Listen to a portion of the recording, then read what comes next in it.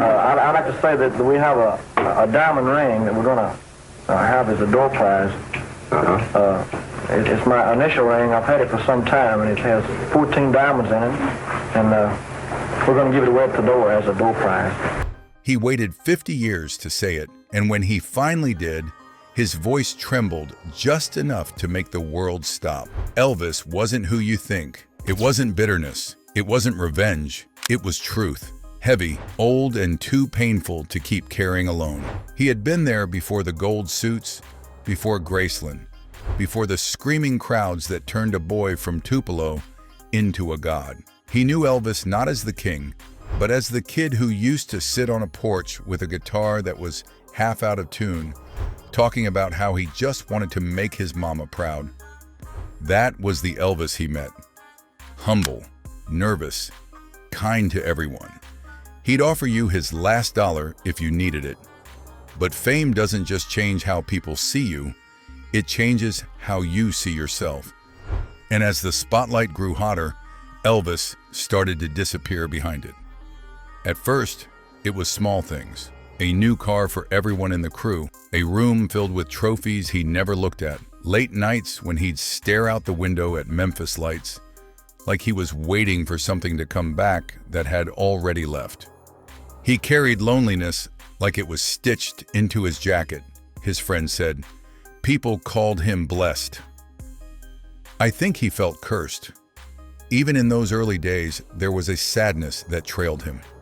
The pressure to be perfect. The fear of losing what he had just gained. Elvis didn't talk about it, but you could see it. The way his smile would drop a second too early. The way he'd linger on songs about heartache longer than he needed to. When he started performing across the South, his friend would drive him from one dusty stage to another.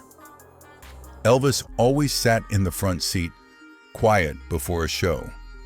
He'd hum gospel songs under his breath, close his eyes, and whisper, "Lord, don't let them hate me." No one saw that part. They saw the man who made hips a national scandal, the rebel, the icon. But behind the flashbulbs and the fame, he was still just trying to earn love that fame could never give. As the crowds grew, so did the distance between who he was and who the world wanted him to be. Hollywood called. The movies came. Then Vegas. Every contract, every performance, another brick in a castle he no longer controlled. His friend remembered one night in '68 when Elvis sat in a dark dressing room after a show that had everyone cheering. He looked down at his hands and said quietly, "They love me tonight, but tomorrow they'll want more." They always want more. That was the moment his friend realized Elvis wasn't chasing success anymore. He was running from the fear of losing it. He started to close himself off. The laughter that once filled every room turned into long silences and half-empty bottles. He'd still crack jokes, still charm everyone, but his eyes gave him away. There was a look, part exhaustion, part disbelief, like he couldn't understand why the world that loved him so much made him feel so alone. And then there was the trust issue. He stopped letting people in. The same friend who had been with him since the beginning would sometimes wait hours outside his room just to talk. He'd lock the door, he said, and pretend he was sleeping. But I could hear him pacing, whispering prayers. The more the world called him king, the more he felt trapped by the crown. In public, he was larger than life. But behind closed doors, Elvis started talking about simpler times, about church picnics, about his mama's voice, about walking barefoot down a dirt road in Tupelo. He missed peace. He missed being invisible. There was one night his friend never forgot. They were driving back from a show in Nashville. Elvis was quiet, staring out the window.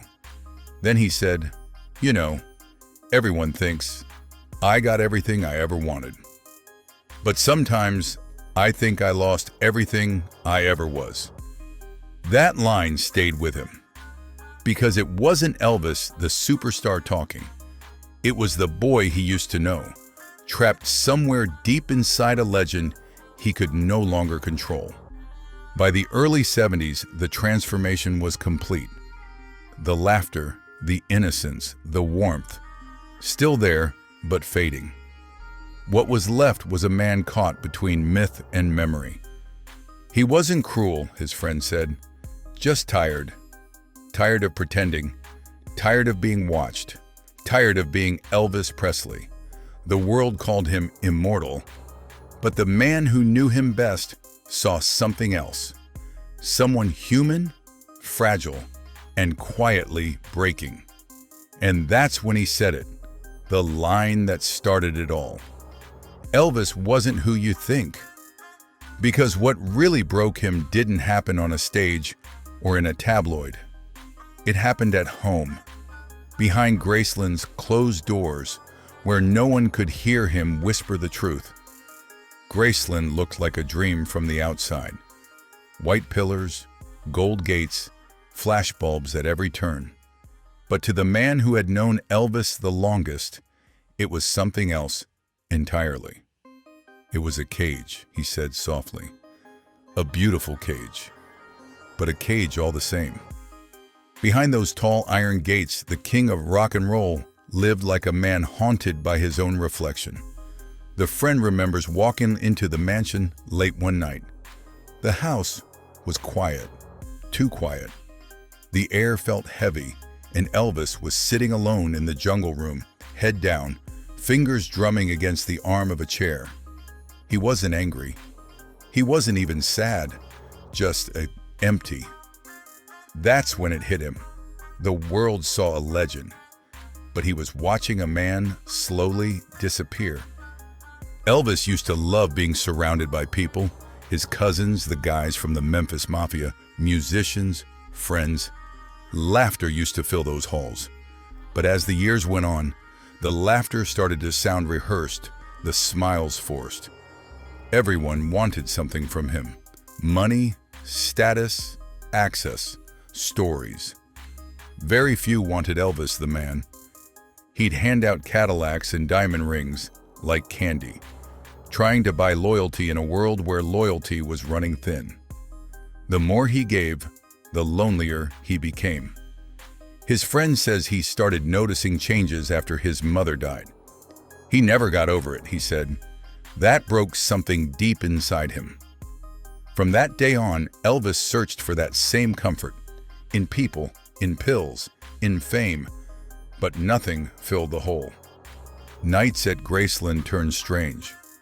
Elvis would stay up until dawn, pacing the corridors in his pajamas, reading verses from the Bible out loud. He'd talk to his mother's picture, whisper to old gospel records, sometimes call friends to his room just to sit in silence. He'd say, "Don't leave yet, just sit a while," like he was afraid of being alone with his thoughts. By then, he trusted almost no one. Too many people had sold stories, leaked secrets, twisted his words. He started keeping certain rooms locked. Even his closest friends had to knock and wait for her permission. One night, his friend said he heard Elvis talking to himself. "They all think they know me," Elvis muttered, "but nobody really does." He'd look at his reflection in the mirror and shake his head. Who is that, huh? Who's that man? Graceland was supposed to be his refuge, but it had turned into a stage. Every visit from friends, every new assistant or relative felt like an audition. Who could stay, who couldn't? His trust had been replaced by suspicion. Even love became complicated. He'd talk about Priscilla one moment and fall silent the next. "She was the only one who ever saw me before the world did," he'd say. Then he'd close his eyes, like the memory hurt too much. The friend recalls one night when Elvis broke down after a long silence. "I thought being famous would fix me," he said quietly, "but it just made me feel small." He would alternate between deep faith and deep despair. One night, he'd quote scripture about salvation. The next, he'd question whether God still listened. He'd tell his friend he wanted to sing gospel again, make real music, not the rehearsed Vegas sets, but the machine around him wouldn't allow it. The tours, the contracts, the expectations, they all needed Elvis, the performer. And so, the real Elvis disappeared behind the act. His friend says the last time he saw him laugh genuinely was during a quiet evening in the back garden, away from everyone else. Elvis had spotted a stray dog near the fence, tossed it a piece of bread, and smiled when it wagged its tail. That right there, he said, that's real love. No cameras, no crowd, just peace. But peace was rare at Graceland. Most nights, the house felt more like a battlefield, one man fighting against the noise in his head. He'd sit at the piano and play old gospel hymns for hours, his voice trembling between verses. Sometimes he'd cry without wiping the tears away. Other times, he'd stop mid-song and whisper, "My mom would have liked that one." His friend said, the hardest part wasn't watching him die, it was watching him fade. Fame had turned him into an image even he couldn't live up to. The world adored the king, but inside those walls was a man unraveling in slow motion. And every night, as the lights in Graceland dimmed, his friend could still hear Elvis's voice echoing down the hall. Soft, tired, and unsure of who he had become. Because the truth was simple. He wasn't just losing control of his life. He was losing the only thing he had left, himself. By the time the 70s dragged into their final years, the Elvis everyone thought they knew was already gone. What remained was a man running out of trust, out of strength, and out of people who truly cared. But his closest friend, who had watched it all unfold, says there was one moment that finally broke him.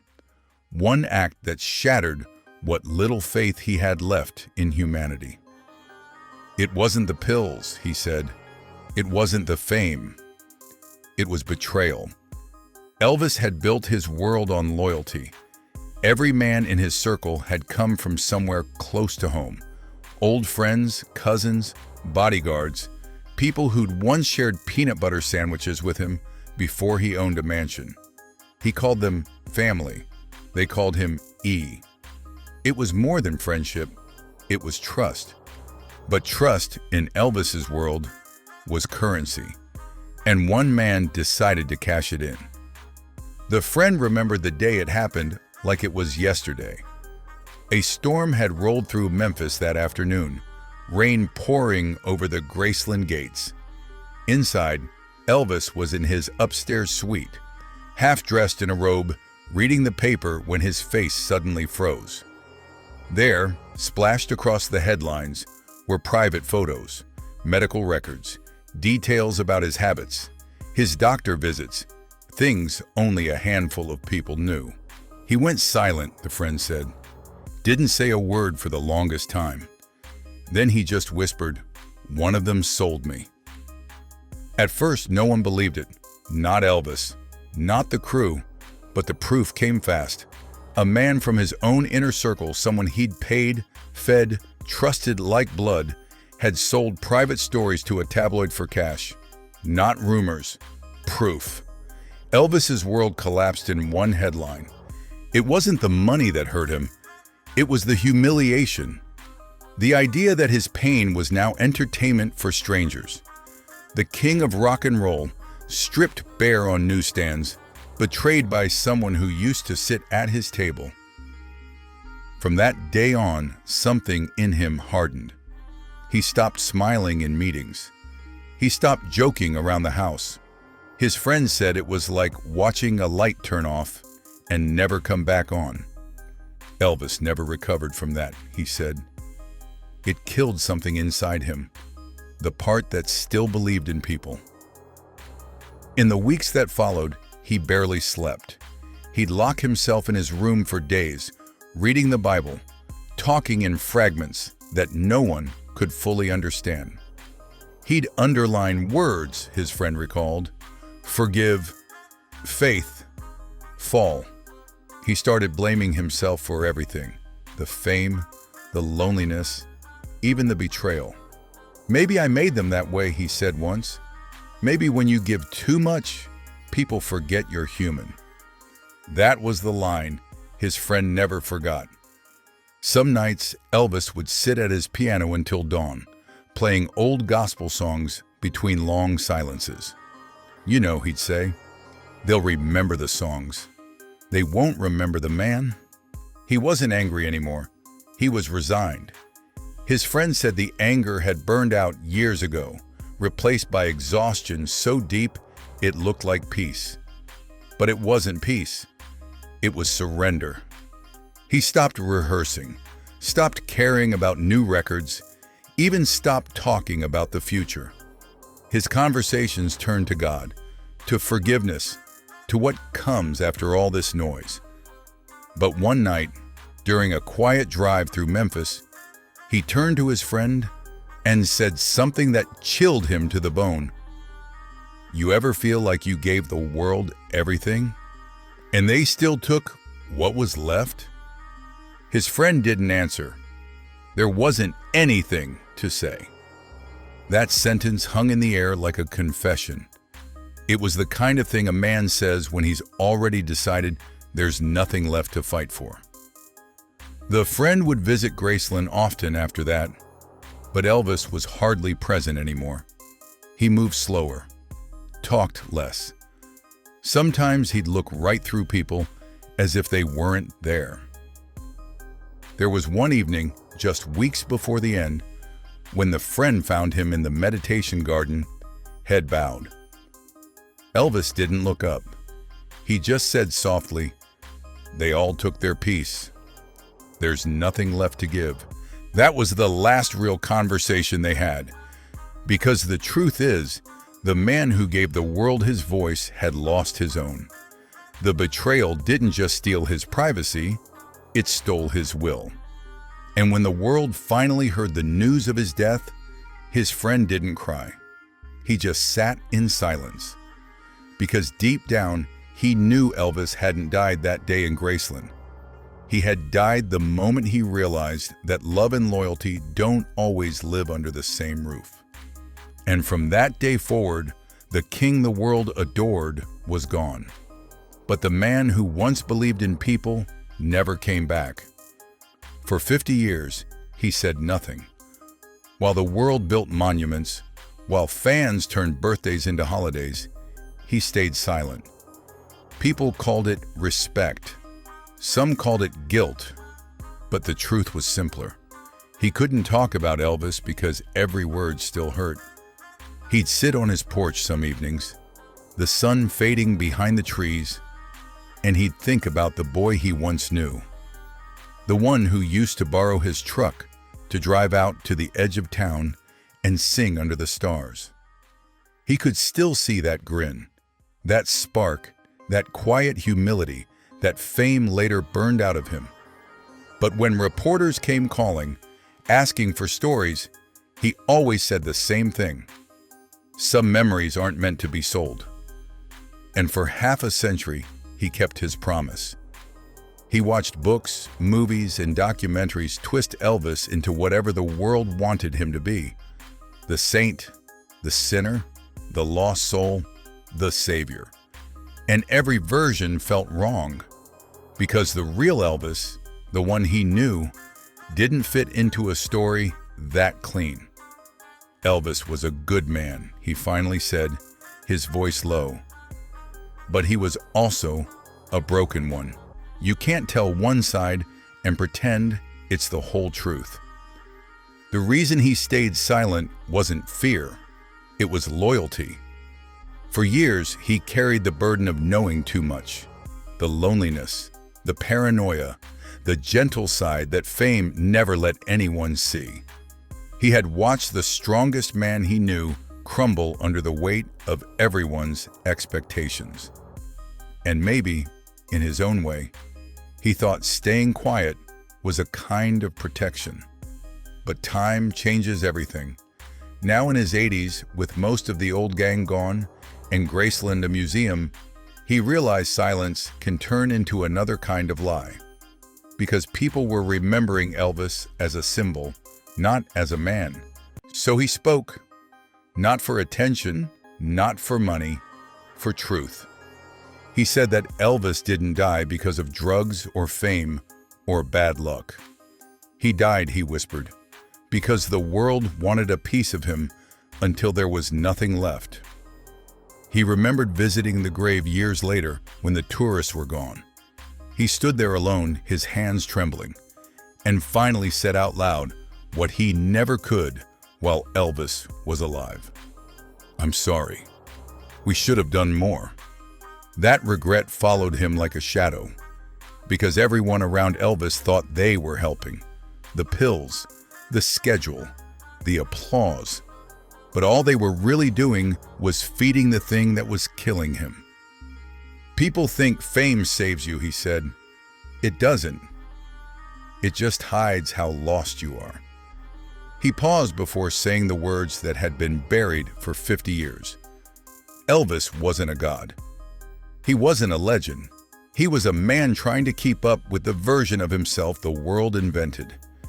He looked down, his hands shaking, and for a moment, his eyes softened. "You know what he really wanted?" he asked. "Peace. Just peace. A quiet morning without cameras. A dinner where nobody called him king. He just wanted to be home." The silence that followed was long and heavy, filled with years that could never be undone. And then he said something no fan, no book, no documentary had ever captured. When he died, everyone lost Elvis Presley, but I lost my friend. It wasn't anger in his voice. It was forgiveness. Forgiveness for Elvis, for the world, maybe even for himself. He said that in the end, Elvis found his peace the only way he could, by letting go of the stage, the crowd, the noise. And maybe that's why he stayed quiet all those years. Because sometimes, when love is real, silence speaks louder than any story ever could. He looked up at the darkening sky, his voice barely above a whisper. He wasn't perfect, but he was real.